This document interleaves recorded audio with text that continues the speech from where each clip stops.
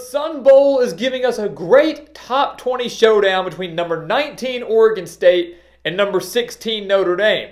But unfortunately, there are way too many opt-outs.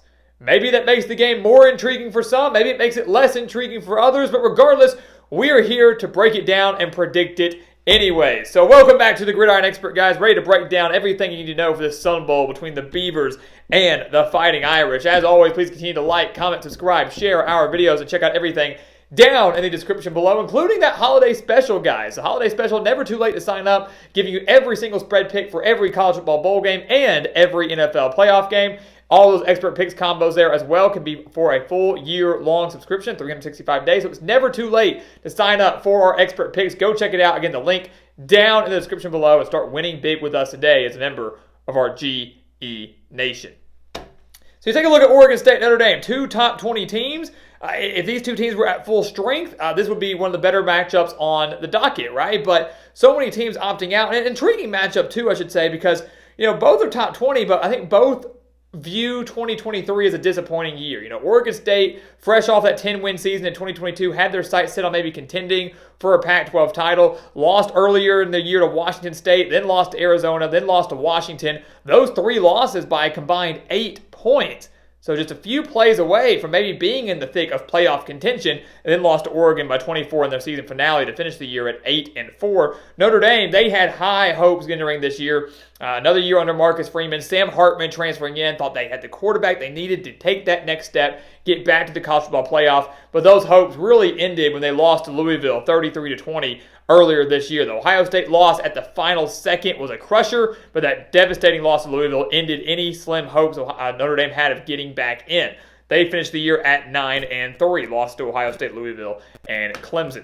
When you take a look at this game, guys, we mentioned so many opt-outs, and we'll start on the offensive side of the ball with Oregon State. Look, they lost their head coach already. Jonathan Smith leaving the Beavers, his alma mater, we should add, to go take the head coaching job at Michigan State. He kind of saw the writing on the wall, saw the future of Oregon State football was in limbo because of all of the Pac-12 issues going on there, and he said, I got to go somewhere where there's more stability.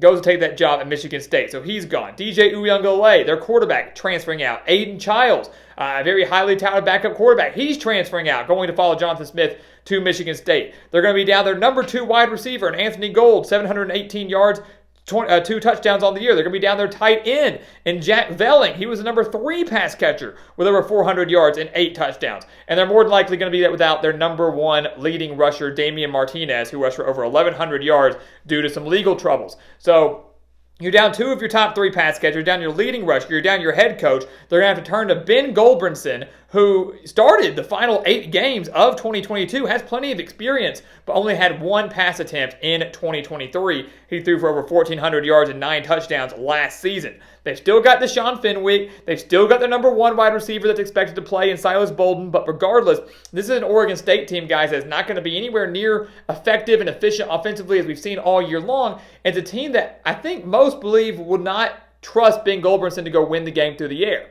So they're going to have to turn to the ground game. Obviously, Deshaun Fenwick, a more than capable back to lead that. The Beavers averaging over 180 rushing yards on the year per game, but they were held to 148 yards or less in each of their 3 losses, each of their final 3 losses. So can they get the ground game going? Can they figure something out and try to bully Notre Dame up front? That's obviously easier said than done.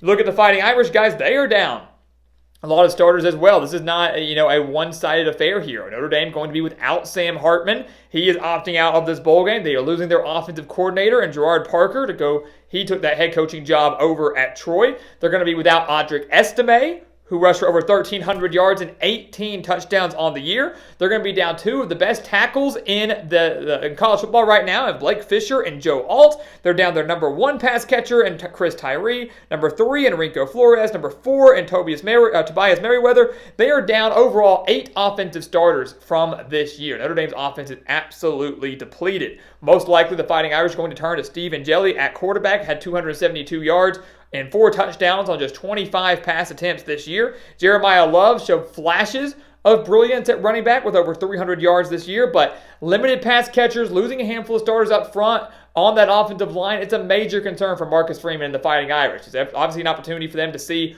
what they've got heading into next year. And obviously next year, the future looking very bright with the addition of Riley Leonard transferring in from Duke at quarterback, but this offense not going to be anywhere near as good as we've seen it over the course of the entire season. That's good news if you're an Oregon State defense, right? If you're the Beavers defense, you want Notre Dame as depleted as possible, and you got your wish. Oregon State's new head coach is actually going to be their defensive coordinator in Trent Bray, but he's not going to coach the bowl game. So that doesn't really play a major role here. They did promote from within, which is sure to, incite a lot of excitement from this program, from this team. They're going to be without their leading tackler, their linebacker, and Easton Macarenas Arnold. They're going to be without their number 2 tackler and their safety, Akale Arnold. And they're going to be without their cornerback, Jermon McCoy, as well. They're also going to be without their starting kicker, and Atticus Sappington. This is an Oregon State defense, guys, that's depleted with some of the top tacklers gone. Their special team's going to be depleted. Sure, they've got 36 sacks on the year. Sure, they forced 19 turnovers in the year. Sure, their rushing defense has been one of the best in the country, allowing just 104 rushing yards per game. But is that going to be able to hold with so many guys out on that side of the ball? Take a look at Notre Dame. This is where they own the advantage here. This could be the difference maker in the game because the Fighting Irish are not down that many starters on defense. They're down a handful, but nothing too major. The biggest one, probably their cornerback, Cam Hart, forced 3 fumbles this year, had 4 pass breakups. That's probably the biggest loss defensively for Notre Dame. Their star safety, Bronco Nagurski Award winner Xavier Watts, he's playing in this game. A lot of credit to him. He could have opted out, prepared for the NFL draft. He said, no, I want to play in the Sun Bowl. 7 interceptions on the year for Watts. Their defensive tackle, star defensive tackle, Howard Cross, is returning for next year. Number 2 tackler on the team. So this Notre Dame defense, guys, is mostly at full strength, unlike their offense. And this Notre Dame defense has been one of the best in the entire country all year long. They're 8th overall in total defense, allowing just 283 yards per game. They're giving up just 128.8 rushing yards per game. And they're 4th in the country against the pass, allowing just 154.2 passing yards per game.